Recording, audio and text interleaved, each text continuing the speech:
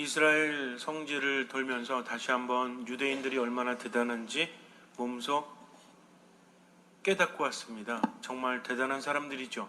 그렇게 아랍 국가들의 거의 포위되다시피 있으면서도 하느님에 대한 신앙 때문에 자신들을 키워나가는 민족, 그래서 전 세계를 움직이는 것이 미국이라고 하죠. 근데 이 미국을 움직이는 것이 바로 유태인들이라고 그래요. 그래서 미국의 유명한 대학을 가보면 교수들의 거의 40% 이상이 다 유태인들이라고 합니다. 그런데 이 유태인을 따라잡을 수 있는 민족이 딱 한 민족이 있대요. 누군지 아세요? 우리나라 한민족이래요. 그런데 우리나라 한민족들은 아무리 노력해도 잘 안 되는 이유가 신앙으로 뭉치지 않아서 그렇죠. 그래서 우리가 정말 하느님의 뜻대로 살아가면서 바로 천주교 신자들이 우리나라의 기반이 된다면 얼마나 좋은 일이 있을지 정말 상상이 가지 않습니다. 그래서 여러분들이 열심히 하셔가지고 우리나라를 빛내는 것이 바로 하나님의 뜻이 아닌가. 내가 뭘 한다고 우리나라를 빛내겠습니까? 라고 생각할지 몰라요. 그러나 주님께는 불가능함이 없습니다. 그래서 작은 것 하나부터 내가 신앙에 충실하면서 하나님의 뜻대로 살아가다 보면 우리나라도 발전이 되겠죠? 저는 그렇게 믿어요. 여러분들 우선 신앙 안에서 하나님을 체험할 수 있도록 노력하시기 바랍니다. 어쨌든 유대인들이 이렇게 대단한데 그들은 고통도 많이 겪었죠. 우리도 옛날부터 일본이다 또는 중국에서 쳐들어와서 굉장히 많은 고통을 겪었지만 그들도 만만치 않게, 그래서 2000년 동안 나라가 없었죠. 그러다가 나라를 세우지 않았습니까? 정말 대단한 민족이에요. 2000년이 지났음에도 불구하고 나라를 세울 수 있었다는 것은 신앙이 없으면 불가능하다는 거죠. 만약에 우리나라가 2000년 동안 나라를 잃어버린다면 2000년 후에 나라를 세울 수 있을까요? 거의 불가능하겠죠. 신앙이 없다면 그 모든 것들이 참으로 쉽지 않을 것입니다. 그런데 이스라엘 백성들도 워낙 옛날부터 2000년 전에 로마에게 짓밟혀서 나라가 없어지기 전에도 몇 번이나 큰 고통을 겪었죠. 우리가 잘 알고 있는 유배라는 것이 바로 그것이지 않습니까? 바빌론에게 짓밟히고 아스리아에게 짓밟히고, 그런데 그때 당시에 수많은 유대인들이 끌려갔죠. 바빌론 유배 때도 엄청나게 많은 유대인들, 특히 지식인들이나 대단한 지도자들이 많이 끌려갑니다. 그래서 이스라엘에는 별 볼 일 없는 사람들만 많이 남았다는 거죠. 그래서 여러분 잘 알겠지만 유대인 공동체가 바로 커다란 역할들을 많이 하게 되는데 그때 굉장히 유명한 사람들도 많이 등장을 하죠. 어쩌면 유대인들은요, 고통 중에서 훌륭한 사람들이 많이 등장을 하는 것이 난세에서 영웅이 나온다는 말을 뒷받침해 주는지도 몰라요. 어쨌든 바빌론 유배 때 끌려갑니다. 그런데 페르시아가 바빌론을 쳐부시고 또 거의 전 세계를 지배하는 그런 시대가 있었어요.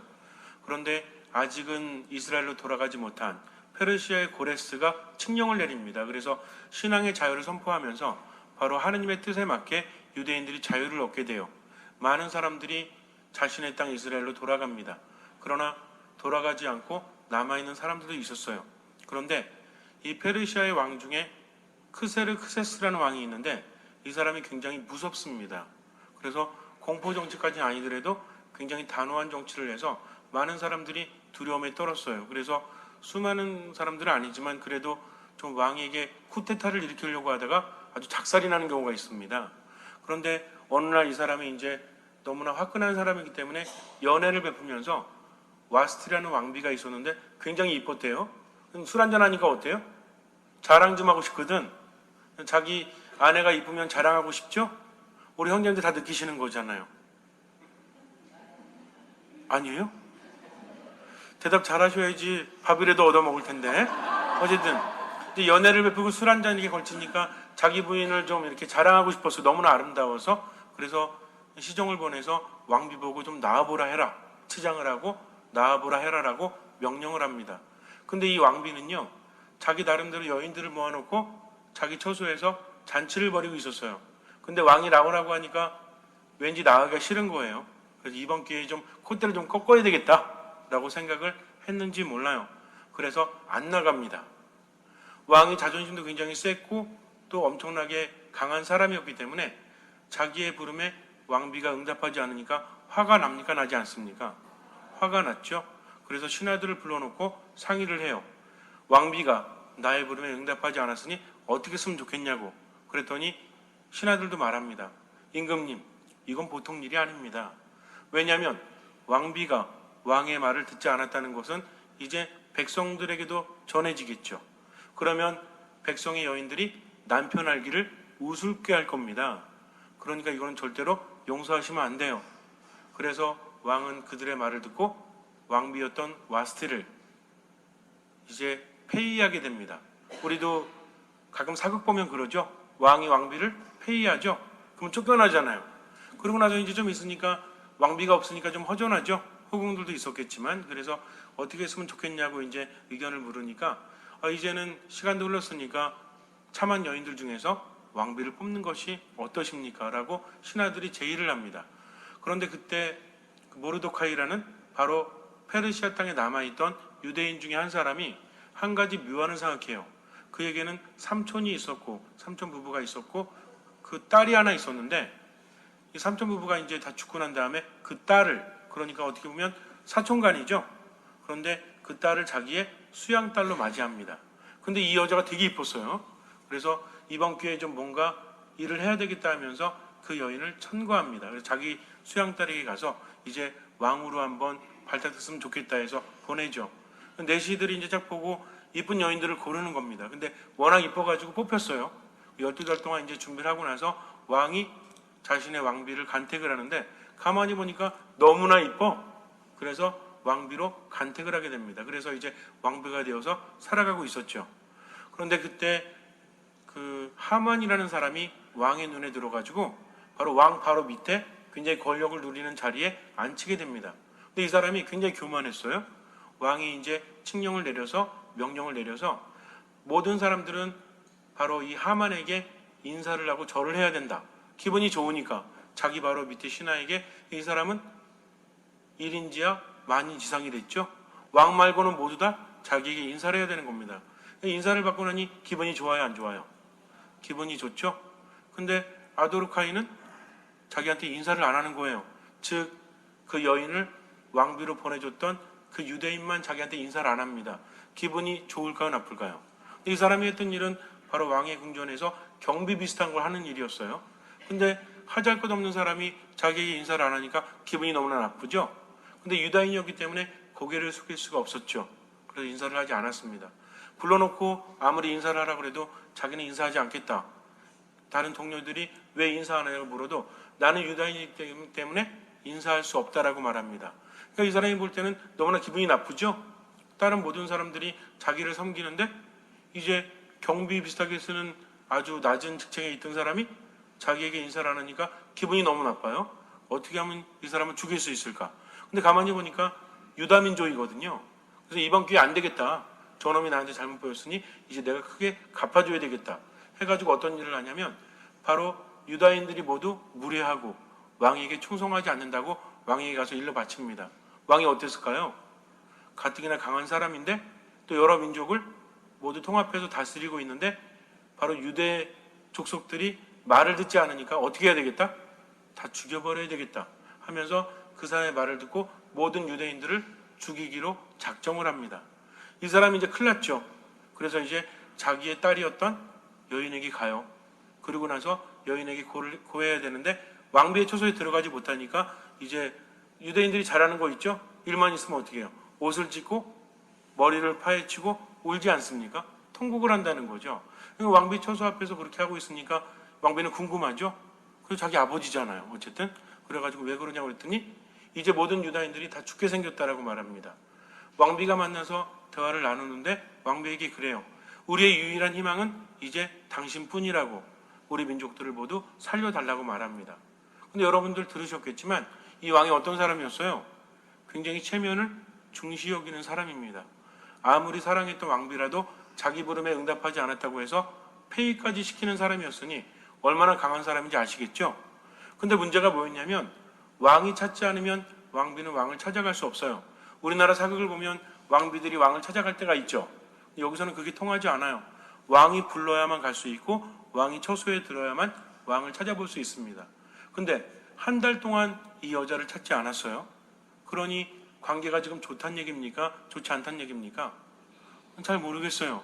그러나 어쨌든 왕이 찾지 않았으니 보통 이제 후궁들이나 왕비들은 요즘에도 뭐 여인천하 이런 거 하잖아요. 여인천하가 맞나요? 아닌데. 기왕후? 예? 기왕후. 그리고 또 뭐 하죠? 비슷한 거 좀 하잖아요, 어쨌든. 근데 왕이 찾아오지 않으니까 여인들이 권세를 등에 업다가도 장희빈 같은 것도 그렇잖아요. 여자가 힘이 있어서가 아니라 왕의 총애를 받으니까 엄청나게 그 세력을 휘두르지 않습니까? 그러다가 어느 때 끝나요? 왕의 총애를 받지 않으면 끝나죠. 왕의 사랑을 받으려고 무지하게 애쓰다가 아무리 이뻐도 오래 가요, 못 가요? 못 가잖아요. 그러니까 누굴 생산하려고 합니까? 왕자를 생산해서 왕의 총애를 더 많이 받으려고 노력하는 것이 어쩔 수 없는 그 궁궐에 있는 여인들의 비애일지도 몰라요. 근데 30일 동안 왕이 찾지 않았으니 이 여인은 불안합니까? 불안하지 않습니까? 당연히 불안하겠죠. 사랑이 떠나갔는가? 우리 형제님들 부러우시죠? 그 시대가 어쩌면 여인들이 남자만 바라보고 사는 그런 시대였는지도 몰라요. 근데 왕이 그렇게 오랫동안 찾지 않으니까 이제 이 여인도 스스로 의기소침해 있었죠. 근데 더군다나 그런 상황에서 모든 유대인들을 죽인다고 하니까 겁이 납니까? 나지 않습니까? 사실은 이 여인은요, 왕에게 간택될 때 유대인이라는 사실을 숨겼거든요. 근데 이제 모든 유대인들이 죽게 생겼으니 자기도 죽지 않습니까? 그래서 이렇게 말해요. 왕이 부르지 않으면, 왕의 왕홀이 없으면 저는 왕에게 나아갈 수 없습니다. 그러니 제가 할 수 있는 일은 아무것도 없지요. 근데 그때 말해요. 모든 유다인들이 죽고 너만 혼자 산다면 그것이 가능하겠느냐? 우리가 죽으면 너도 죽을 뿐이다라고 단호하게 말합니다. 이 이야기를 듣고 여인이 결심해요. 좋습니다. 그러면 모든 유다인들에게 말해서 사흘간 단식하도록 하십시오. 저도 단식하겠습니다 하면서 시녀들과 함께 단식을 해요. 그리고 머리에 죄를 얹고 모든 치장을 다 벗고 오물을 뒤집어 쓰면서 하느님께 간청을 드립니다. 이 여인의 이름이 바로 에스테리였어요. 오늘 제1독서를 보면 바로 그 여인의 기도가 나오죠. 저의 주님, 저의 임금님, 당신은 유일한 분이십니다. 외로운 저를 도와주셔서 하면서 오늘 제1독서 뭐였어요? 에스테리의 말씀이었죠. 이 내용이 바로 이런 상황에서 드리는 기도였어요. 아무도 의지할 수 없습니다. 여러분 한번 생각해 보세요. 지금 왕의 총애를 받고 있지도 않고 30일간, 한 달간 왕이 찾아주지도 않았으니 내가 지금 나간다는 것은 죽음을 각오해야 되죠. 이 왕이 어떤 왕이었어요? 자기 부름에 응답하지 않았다고 해서 사랑하던 왕비까지도 폐위시키는 사람이었다면 왕이 부르지 않는데 또 나서면 어떻게 해요? 신하들이 뭐라 그러겠어요? 여인이 또 나선다. 그러니까 백성들의 여인들이 하면 누구한테 기어오른다? 남편들한테 기어오르니 이거 안 됩니다라고 해서 또 처벌할 수 있겠죠. 정치라는 것이 진심이 통합니까? 아니죠. 구실이 잡히면 어떻게 될지 몰라요. 그러니 이 여인이 그렇게 나간다면 누가 가만히 있지 않겠어요? 분명히 하만이 가만히 있지 않을 겁니다. 왜냐하면 이미 앙심을 품었잖아요. 그렇기 때문에 만약에 혹시라도 에스테르가 잘못 보이면 그 기회를 틈타서 죽여버릴 수도 있죠. 그러니 얼마나 외롭고 얼마나 힘들겠어요. 그러나 어차피 유다인들을 위한 것이니 포기할 수 없으니까 누구에게 의지합니까? 하느님께 의지하는 거죠. 어떻게 의지했어요? 모든 치장을 다 벗어버리고 오물을 뒤집어 쓴다. 머리에 죄를 얹고 그렇게 하느님께 간청한다. 이게 쉬울까요? 어려울까요? 여인으로서 더군다나 왕비로서 얼마나 치장을 많이 했겠어요? 근데 이 모든 것들을 버리고 정말 겸손한 자세로 돌아가서 하느님께 의탁한다는 것은 그만큼 절실했기 때문이죠. 그렇게 기도합니다. 그리고 3일 동안 단식한 다음에 왕의 어전의 앞에 가서 서 있어요. 들어가지는 못하죠. 왕의 명령이 없으면 들어갈 수 없으니까 모든 것을 하느님께 맡깁니다. 그리고 이제 왕에게 간 거죠. 왕이 이렇게 보니까 좀 귀엽거든. 이 왕이 되게 웃겨요. 나중에 여러분들 에스테르기 보세요. 왕이 에스테르를 보면서 뭘 느낀지 아십니까? 귀여움을 느낍니다. 그래가지고 이제 뭐 하는 거냐고, 왜 그렇게 서 있냐고 그랬더니 이제 여인이 굉장히 힘들어하죠. 그리고 막 창백해가지고 3일 동안 굶었으니 어때? 모습이 어떻겠어요? 근데 그것도 귀여웠대. 참 이상한 사람 같아요. 어쨌든 뭐 얼마나 이뻤으면 3일 동안 굶어도 이뻐 보이는지 모르겠지만 그래가지고 정말 너무 이쁘다 해가지고 무슨 소원이든 말해봐라. 내가 내 왕국에 반이라도 주겠다. 꼭 이 권력 있는 사람들은 꼭 그렇게 얘기하죠. 헤로데도 그랬잖아요. 살로메가 춤추니까 뭐라고 합니까? 춤을 너무 잘 추니까 네가 원하는 게 뭐냐, 내 재산의 반이라도 주겠다라고 말했죠. 여기서 배운 것 같아요. 어쨌든 그러니까 이제 슬피 울면서 그럼 좋습니다. 제가 연애를 베풀 테니까 대왕님께서는 하만과 함께 제 연애에 참여해 주십시오 라고 합니다. 근데 이제 그때 하만은 이제 연애에 임금과 함께 참여하면서 너무나 마음이 즐거웠어요. 왜? 왕후가 초대해 주니까 기뻐요, 안 기뻐요? 자기도 권력이 있으니까 좀 높여주니까 얼마나 좋았겠어요? 그래가지고 집에 가가지고 부인이랑 친구들에게 이제 자랑을 합니다. 왕후가 나를 초대해 줬다, 임금이랑 같이. 너무나 즐거웠어요. 이 이야기를 듣고 이제 부인과 다른 사람들이 얘기해요. 근데 이제 하만이 연애를 끝나고 나오는데 또 만났거든요. 모르도카이를 만났는데 또 인사를 안 하네. 기분이 또 나빠졌죠. 가뜩이나 업됐는데 앞에서 보고 인사 안 하고 가니까 얼마나 기분이 안 좋아요. 그래서 이거 좀 어떻게 해버려야 되겠다라는 마음을 품습니다. 그래도 자기가 일개 재상인데 그런 말 함부로 할 수 없잖아요. 그래가지고 친구들에게 말했더니, 친구들이라고 하면 진짜 친구는 아니죠. 바로 옆에 있는 뭐 부하들이나 이런 사람들에게 이야기를 했겠죠. 뭐라고 합니까? 죽여버리십시오. 이렇게 내버려둬서는 안 됩니다. 그래가지고 50자나 되는 커다란 기둥을 마련해요. 여기에 이제 못 박아 죽여야 되겠다라고 결심을 합니다. 그러고 나서 이제 그 다음날 아침에 왕에게 가서 이제 보고를 하려고 하죠. 근데 왕이 이제 그때 뭐라 하냐면, 예전에 그 왕을 배신하려고 했던 사람들이 있었어요. 근데 이거를 그 모르도카이가 듣고 왕에게 이야기를 합니다. 그래서 배신자를 찾을 수 있었거든요. 근데 가만히 보니까 예전에 그렇게 알려줬던 모르도카이가 뭘 받았는지 물어봐요, 신하들에게. 근데 그 사람이 왕에게 알려줬음에도 불구하고 아무것도 받지 못했어요. 그러니까 이제 왕이 그러면 안 되겠다. 배신을 알려줘가지고 내가 처단했으니 뭔가 상을 줘야 되잖아요. 근데 그때 마침 하만이 들어옵니다. 하만은 뭐라고 말을 하려고 했냐면, 이제 그 사람을 죽여야 되겠다. 그래서 이제 임금에게 말하고 죽이려고 했죠. 근데 임금이 먼저 물어봐요. 자, 나에게 커다란 일을 해준 사람이 있는데 좀 정말 충실스럽고 은혜를 입을 만한 사람인데 어떻게 줬으면 좋겠느냐라고 묻습니다. 그때 하만이 가만히 들어보니까 누구 얘기 같아? 자기 얘기 같거든. 그래가지고 뭐라고 말하냐면, 임금의 어이와 왕관을 가져와서 그것을 입히고 씌운 다음에 임금이 타시는 말에 딱 이렇게 태우고 성읍을 돌면서 임금에게 잘한 사람은 이렇게 은혜를 받는다. 너희들도 잘해라는 의미로 그렇게 하면 좋지 않겠습니까? 라고 말해요. 왜냐면 자기인 것 같으니까. 그랬더니 임금이 뭐라고 합니까? 좋다. 그럼 네 말대로 해라. 그러면서 누굴 말해요? 모르도카이를 얘기해요. 그러니까 이제 하만이 어땠어요? 원래는 자기인 줄 알고 얘기했는데 모르도카이를 그렇게 한다고 하니까 인상이 찌그러질 수밖에 없었겠죠. 원래는 어디 못 박으려고 그랬어요? 50자나 되는 기둥에 못을 박으려고 했는데 그렇게 얘기하니까 어쩔 수 없이 어명이니까 따라야죠. 그렇게 합니다. 그러면서 집에 돌아왔죠. 이런 일이 있었다고 그랬더니 이제 큰일 났다고 이제 다 걱정을 해요. 그리고 나서 이제 에스테르 왕비가 2번의 연애를 초청을 합니다. 처음에 갔고 이번에 또 간 거죠. 딱 갔더니 이제 왕비가 막 울면서 막 쓰러지고 있는 거예요. 그러니까 임금이 왜 그러냐고 묻죠. 아니 도대체 왜 그러냐고 그랬더니 저를 좀 살려달라고. 그러니까 도대체 무슨 일이냐고 이야기해보라고 그랬더니 저 하만이, 원수 하만이 저와 저희 백성 민족들을 죽이려고 합니다 라고 그래요. 왕이 그 얘기 듣고 너무나 열받았어요. 그래갖고 잠시 나갑니다. 근데 하만은 또 어떻게 해요? 자기를 살려줄 사람은 누구뿐이 없어요? 에스테르 왕비뿐이 없잖아요. 그래가지고 침상에 올라가가지고 막 엎드려갖고 이렇게 빌고 있었죠. 근데 그때 왕이 들어옵니다. 보니까 어때? 이게 이제 내 왕비의 처소까지 올라가가지고 왕비를 어떻게 하려고 해? 열이 받아요, 안 받아요? 열이 받습니다. 그래가지고 죽여버리죠.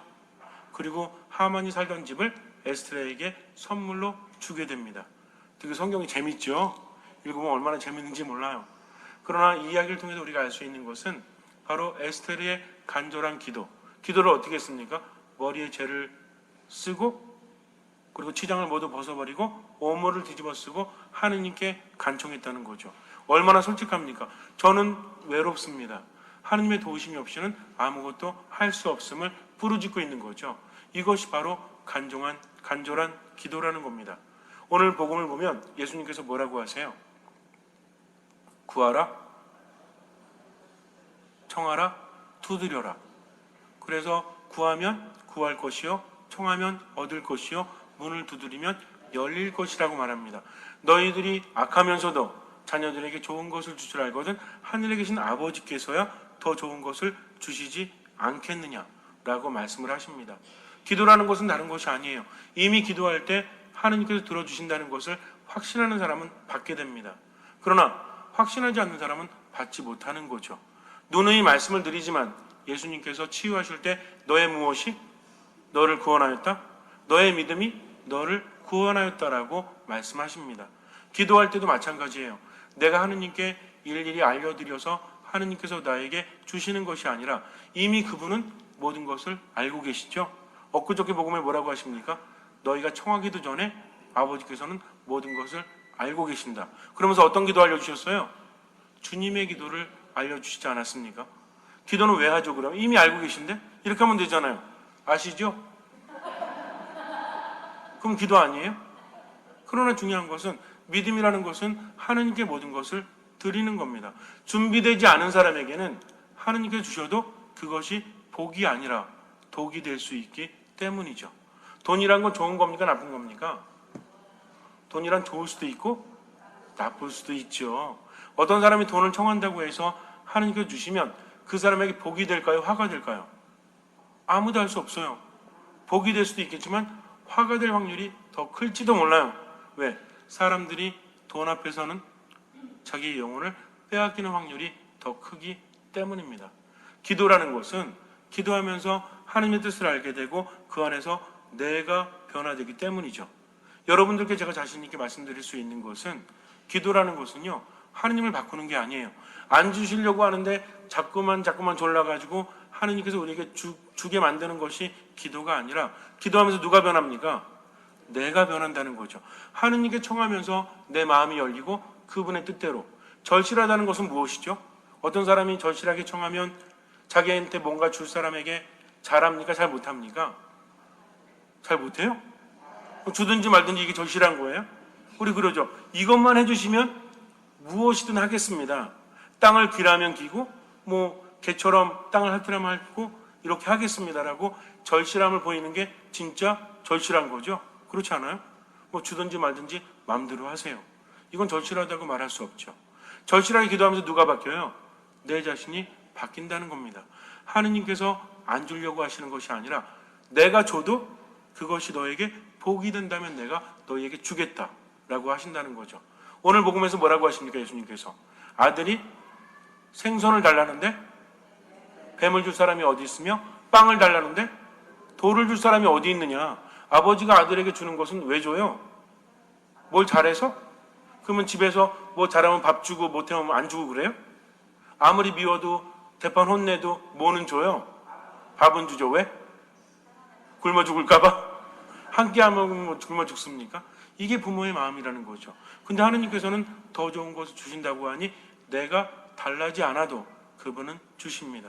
그럼에도 불구하고 청하는 것은 무엇입니까? 예수님께서 말씀하셨죠? 청해라, 구하라, 두드려라. 이 얘기는 뭐예요? 그만큼 간절한 마음으로 하느님께 청하는 마음을 가지고 있어야 한다는 거죠. 아까도 말씀드렸지만 청하는 사람의 마음은 절실하죠. 뭘 시켜도 합니까? 안 합니까?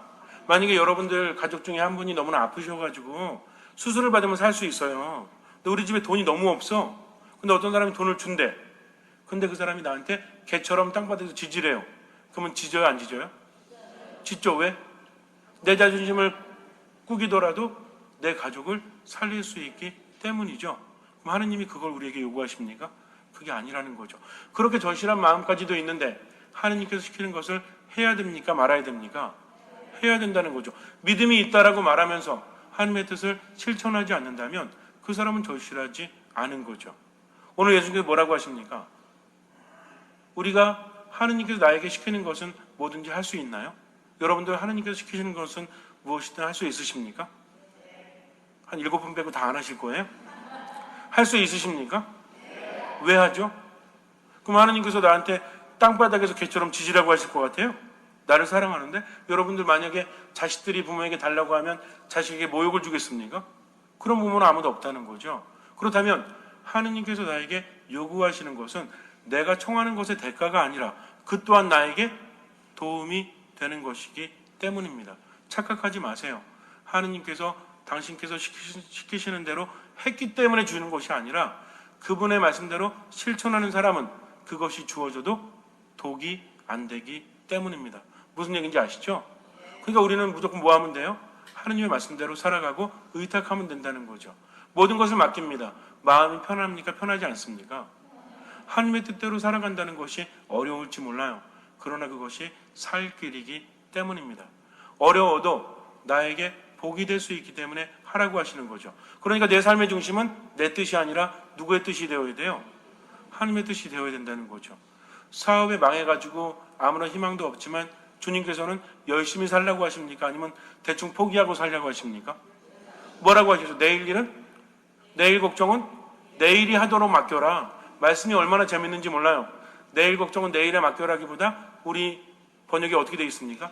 내일 걱정은 내일이 하도록 맡기래요. 좀 말이 좀 더 이렇게 편안하지 않으세요? 내가 하는 게 아니라 누가 한다? 내일이 한대, 내일이. 그러니까 내일 가서 열심히 살면 된다는 거죠. 주님께서는 걱정하지 말라고 하십니다.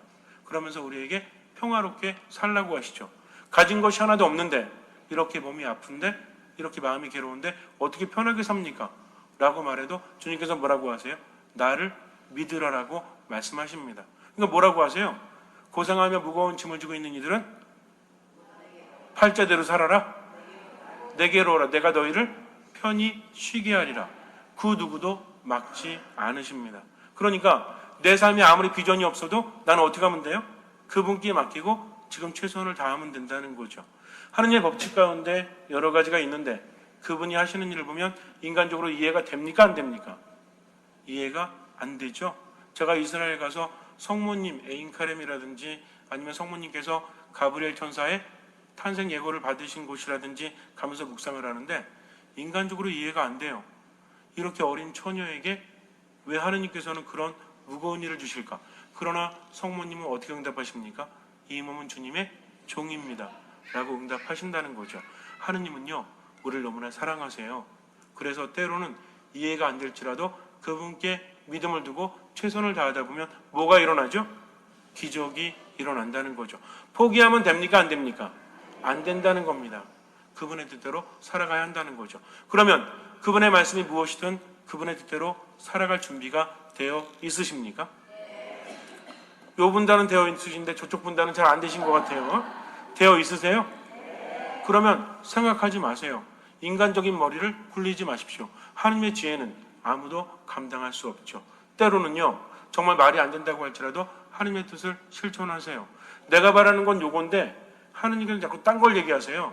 그러면 요거에 집중해야 돼요? 아니면 하느님 말씀에 집중해야 돼요? 하느님 말씀에 집중해야 한다는 거죠. 예수님께서 그러십니다. 구하라, 찾으라, 문을 두드려라. 그러면서 마지막에 뭐라고 하세요? 마지막 마무리 뭐라고 하셨죠? 그러므로 남이 너에게 해주기를 바라는 그대로 너희도 남에게 해주어라. 좀 생뚱맞지 않습니까? 구하라며, 청하라며, 문을 두드리라며. 그러면은 무조건 주신다고 했죠? 아버지께서 너무나 좋으셔서 너희가 무엇이든 청하든 더 좋은 것을 주신다. 여기서 끝나면 되는데 그 다음에 뭐라고 하세요? 요 말은 좀 안 붙였으면 좋겠는데 그죠? 남이 너희에게 해주기를 바라는 그대로 너희도 남에게 해주어라. 이게 뭔지 아십니까? 그렇게 하면 나머지는 아버지께서 다 채워주신다는 거죠. 근데 이게 쉬울 것 같아요? 어려울 것 같아요? 우리는요 자기중심으로 살아갑니다. 기쁠 때는 얼마든지 줄 수 있죠. 그렇지 않아요? 행복할 때 얼마든지 줄 수 있죠. 물론 행복해도 얼마든지 준다는 게 힘들긴 해요. 그러나 그래도 내 기분이 좋고 막 이러면 주고 싶잖아. 근데 언제 안 돼요? 마음 상하고 화가 나고 삐지고 질투하고 시기하면 주고 싶어요? 안 주고 싶어요? 줬던 것도 뺏고 싶은데 뭘 주고 싶어요? 그러니까 얼마나 마음이 옹졸해집니까? 너무나 슬플 때도 내가 지금 내 코가 속죄한데 어떻게 남에게 줄 수 있습니까? 라고 억과 심정마저 들지도 몰라요. 근데 예수님께서 뭐라고 하십니까? 지금 나한테 빵이 하나뿐이 없어가지고 오늘 저녁에 먹을 빵이에요. 근데 예수님께서 뭐라고 하십니까? 배고픈 사람한테 주라는 거죠. 나 이 빵 줘버리면 나 저녁에 못 먹는데? 그러니까 우리는 할 말이 있어요, 없어요? 있죠. 주님, 이 빵은요 제가 저녁에 먹을 겁니다. 근데 아무런 대책도 없는데 주라고 하시면 어떻게 해요? 예수님 뭐라고 하세요? 그래도 줘. 아니 못 줘요. 어떻게 줘요? 그래도 줘. 주님, 제가 이렇게 상처받았는데 저 사람이 나한테 사과도 안 하는데 어떻게 용서합니까? 그래도 용서해. 주님, 저 인간만큼은 제가 도와주기 싫거든요. 저도 일이 많거든요. 그래도 도와줘. 왜요? 내 말이니까 그렇게 해. 싫어요? 그럼 어떻게 돼요? 그건 주님과 나는 상관이 없죠. 그러나 내 마음이 이렇게 무너져도 당신의 뜻이라면 믿고 하겠습니다. 그 다음은 누가 이끌어 주십니까? 주님께서 이끌어 주십니다. 여러분들 많은 거 받고 싶으시죠? 그러면 진짜 청하세요. 진짜 청하는 건 뭡니까? 달라고 연불 외우는 게 청하는 게 아니에요. 진짜 청하는 이미 받을 것을 확신하기 때문에 그분의 뜻대로 너무나 감사하니까 그분의 말씀을 실천하는 겁니다. 그래서 우리가 해야 될 것은 모든 삶 한가운데서 사랑으로 대하는 거죠. 미운 놈도 사랑으로 대해야 돼요. 우리나라에 옛말에 그런 말이 있죠. 미운 놈 떡 하나 더 준다고. 왜 그래요? 이건요, 우리 신자가 아니면 깨닫기 어려운 말이에요. 딴 사람들은 이해할 수 없죠. 미운데 왜 떡 하나를 더 줘요? 매 하나 더 줘도 몰라도. 근데 우린 떡 하나 더 주죠? 이해하죠? 왜 이해해요? 하느님께서 하라고 하시니까. 그러니까 그 말씀대로 살아갈 수 있는 겁니다. 나머지는 주님께서 채워주신다는 거죠. 이제는 삶이 아주 명확해졌어요. 어떻게 살면 돼요? 모든 것에 무엇을 담아서? 사랑을 담아서. 그러니까 표정을 지을 때도, 말을 할 때도, 행동할 때도 뭘 담아서? 속에서 부글부글 끓어오를 때도 뭘 담아서? 성질나 죽겠는데 뭘 담아서? 사랑을 담아서. 그렇게 하다 보면 나중에 내가 체험합니까? 체험하지 않습니까? 체험하게 된다는 거죠. 왜? 사랑이 있는 곳에는 하느님께서 계시기 때문에 치유가 이루어집니다. 사랑이 있는 곳에는 하느님께서 계시기 때문에 기적이 일어난다는 거죠. 많은 사람들이 알아요. 하지만 실천은 많이 하지 않습니다. 여러분들 한번 실천해 보세요. 모든 것을 맡겼으면 자존심마저 버려야 됩니다. 그때 하느님께서 나를 이끌어 주시니까 얼마나 좋은지 몰라요. 근데 어렵죠? 어려우니까 뭐합니까? 기도하는 거죠. 기도하지 않으니까 그런 일들을 할 수 없다라고 예수님께서 말씀을 하십니다. 우리로 하여금 그렇게 하지 못하도록 하는 존재가 누구예요? 이게 사탄입니다. 딴 게 사탄이 아니에요. 하나님의 뜻대로 살아가지 못하게 하는 사탄에 맞서기 위해서는 뭘 해야 돼요? 우리는 절대 맞설 수 없어요. 사탄의 지혜가 얼마나 높은데 우리가 맞섭니까? 그러나 뭐 하면 돼요? 기도하면 돼요. 말씀 안에 머물면 돼요. 미사에 충실하면 됩니다. 다 까먹어도 좋아요. 그러나 이것만큼은 기억하십시오. 그리고 내가 행동할 때도 말할 때도 표정을 지을 때도 뭘 담아서? 사랑을 담아서. 이 사랑의 황금률이 뭡니까? 사랑의 원칙이 뭐죠? 사랑은 한대요. 근데 어떤 게 사랑이에요? 그렇죠. 오늘 말씀이 아주 중요합니다. 남이 너희에게 해주기를 바라는 그대로 다른 사람에게 해주는 것이 바로 사랑입니다. 잠시 눈을 감으세요. 억울하죠. 힘들죠. 괴롭죠. 내가 왜 이렇게 해야 되나? 라는 생각이 들기도 합니다. 그러나 한 가지 사실 때문에 그래요. 주님께서 하라고 하셨으니까. 믿음이라는 것은 내 뜻이 아니라 주님의 뜻대로 살아가는 겁니다. 이것저것 생각하지 마세요. 고민하지 마십시오. 무조건 사랑할 수 있도록 노력하십시오. 그러나 기도하지 않으면 사랑할 수 없습니다. 절실하십니까? 에스테르 황후처럼 그렇게 모든 것을 버리고 겸손되이 주님께 청하십시오. 남을 사랑한다는 것, 그분의 말씀이니까 못할 것이 무엇이 있습니까? 내가 청하는 것이 더 큰 것을. 그러니 늘 기도 안에, 늘 말씀 안에, 미사 안에 머물면서 그분의 뜻대로 사랑하십시오. 주님께서는 그 믿음을 보시고 우리 삶에 놀라운 기적을 일으켜 주실 것입니다. 아멘.